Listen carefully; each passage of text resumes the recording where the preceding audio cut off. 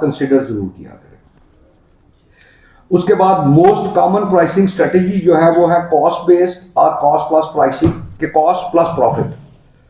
Marketing based prices का ये मतलब है कि जो प्राइसेस डिमांड एंड सप्लाई के हिसाब से आ रही हैं उस मार्केट में वो प्रोडक्ट की कितनी सिक्रेसी है, और अगर को आप स्पेशल प्रोडक्ट बना रहे हैं जो कि मार्केट में कम अवेलेबल है और उसकी डिमांड उस कंट्री में ज़्यादा है, आप अपनी प्रोडक्ट की प्राइस दूसरे मुल्कों के साथ कंपेयर करेंगे कि हमारा जिस मुल्क में कंपटीशन है, हमारा कंपटीटर जो है चाइना या इंडिया, वो किस प्राइस पे बेच रहा है। ये तो आपके लिए कोई चीज़ मारे तो आपको फौरन बता देते हैं। और दूसरा जो है सबसे प्रोडक्ट प्राइस जो है आपका कहते नहीं हमें ये 70 सेंट में चाहिए, प्रोडक्ट प्राइस उन्होंने दे दी, क्वालिटी उन्होंने आपको जो है 70 सेंट वाली दिखा दी कि जी ये 70 सेंट की क्वालिटी है, इससे मैं ऊपर क्वालिटी नहीं दे सकता। एक ये भी प्राइस का फैक्टर होता है।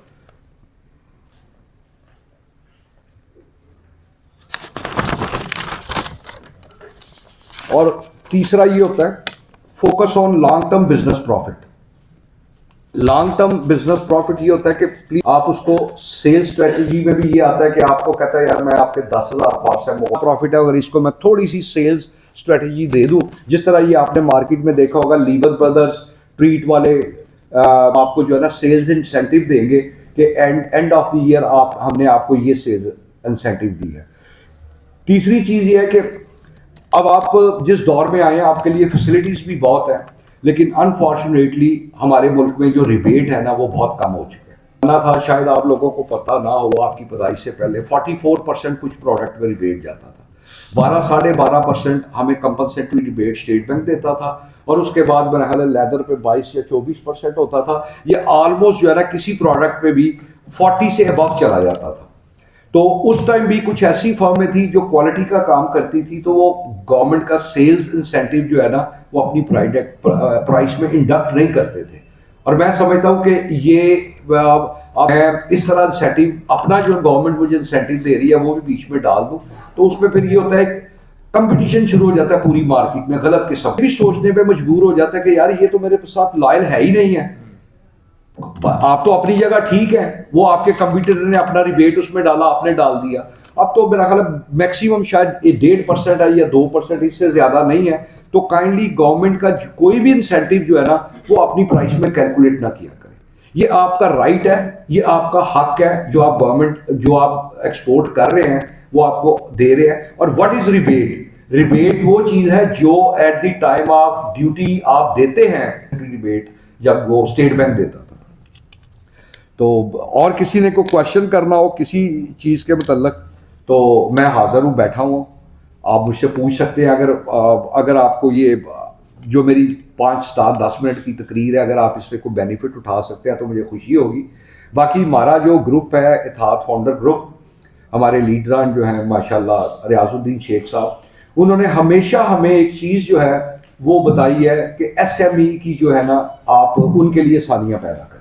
जितनी सानिये आप SME के लिए पैदा कर सकते हैं करें। आपको भी चाहिए, देखिए रिज़्क हर आदमी ने अपना अपना लेना है, लेकिन हम बहुत शॉर्ट माइंडेड लोग हैं, नैरो माइंडेड लोग हैं कि यार मैंने ये चीज़ इसको बता दी तो हो सकता है ये मेरे कस्टमर को ना पड़ गए, लेकिन ये भी हो सकता है कि आप उसको वो चीज़ बता दें तो अल्लाह ताला आपके रिज़्क में और इजाफा कर दें। तो काइंडली अपनी कोशिश करें, अपनी अप्रोच जो है वो पॉजिटिव रखें। और आजकल जो दुनिया में सबसे ज्यादा जरूरी चीज है वो प्लीज अपने ज़हनों में रखें, आप अपना रिसर्च एंड डेवलपमेंट सेल बनाएं।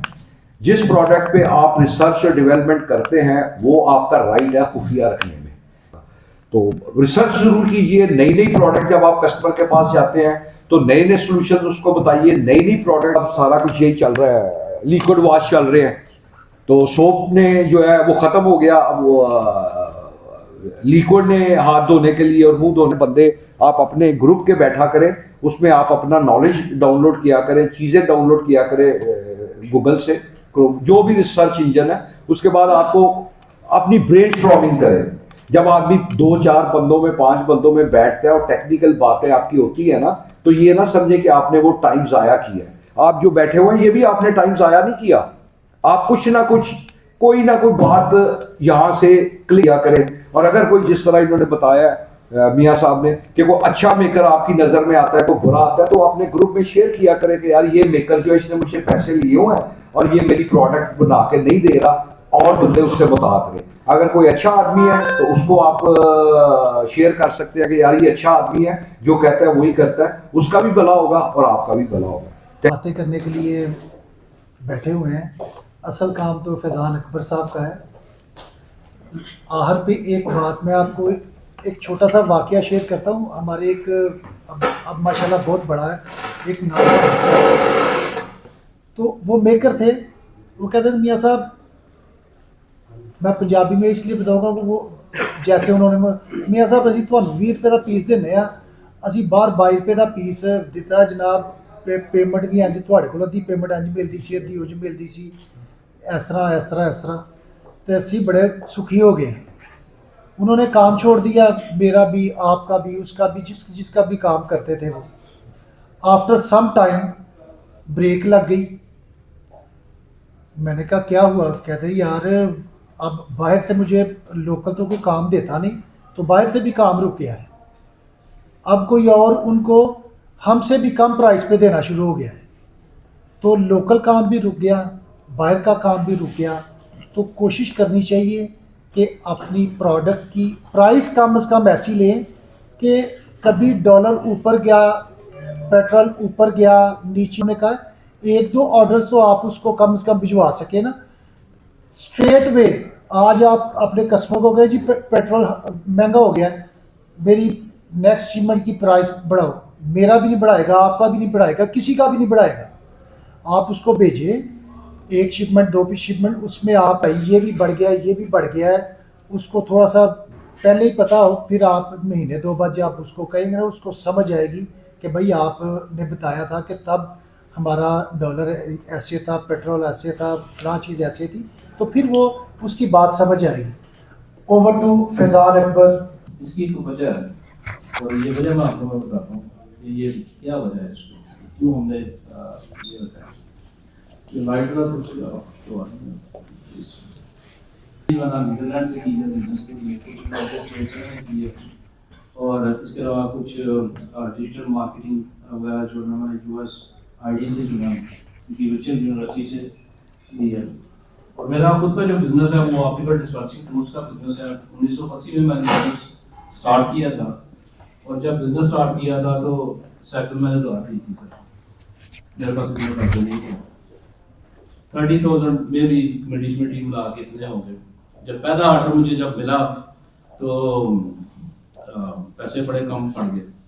वालदा से पूछा कुछ है, तो उन्होंने कहा बेटा ये चूड़ी है एक, ये बेच लो। वो चूड़ियाँ बेच के जो ना, एक ही थी चूड़ियाँ, तो भी एक ही थी, तो वो बेची, थोड़े से पैसे बनाए, मेरे से कुछ जो है ना उधार किया, माल बनवाया, अल्लाह ताला ने बरकत डाली उसमें। और अब वो लीड मैंने कहाँ से ली, वो मैंने कस्टमर कहाँ से मैंने लिया, वो सर मैंने लिया था इसी चेवर ऑफ कॉमर्स से। और कहाँ से, तब यहाँ से ऊपर जो है ना सामने लाइब्रेरी होती थी, अभी भी मौजूद है हमारी लाइब्रेरी, और उस लाइब्रेरी में आप यकीन करें कि इतनी इतनी मोटी किताबें होती थी, डायरेक्टरी होती थी, अभी भी मौजूद है वो डायरेक्टरी, अभी भी मौजूद है हमारी चेंबर ऑफ कॉमर्स में। तब प्रेसिडेंट साहब ने जिस तरह बताया बिल्कुल इसी तरह ही था कि हम लोग यहाँ पर आते थे और लीड्स तलाश करने के लिए उन किताबों की जो ना उनको पढ़ते थे, देखते थे, उसमें से कस्टमर निकालता। आज तो बड़ी आसानी है ना, आपके पास मोबाइल फोन है, आपके पास इंटरनेट है, सब कुछ है। तो तब जो ना ये सब कुछ इस तरह से चीजें नहीं किया ये मैंने क्यों रखा। मसला ये है कि जो हमारे मुल्क की हालात है वो आपके सामने है, जिस तरफ हम जा रहे हैं वो भी आपके सामने है, डॉलर की जो प्राइस है वो भी आपके सामने, prices, board, LC, letter of credit, ये सब कुछ आपके सामने है। अब मसला ये है सारे का सारा कि जो छोटा एक्सपोर्टर है, जो नया एक्सपोर्टर है, जिसके पास रुपया करे काम है, वो जाए तो जाए कहाँ पे, ट्रैवल कैसे करे? ना वो ट्रैवल कर सकता है, ना वो ट्रेड फेयर के ऊपर जा सकता है, ना उसके पास इतने एक्सपेंस वो करेगा, तो उसके पास तो बच रहा है एक ही टीकाकार, और वो टीकाकार है वही कागजी घोड़े तोड़ाने का। और वो जो कागजी घोड़े हमने तोड़ाने हैं वो तोड़ाने कैसे हैं, यही आज हमारा जो ना मौजूद भाई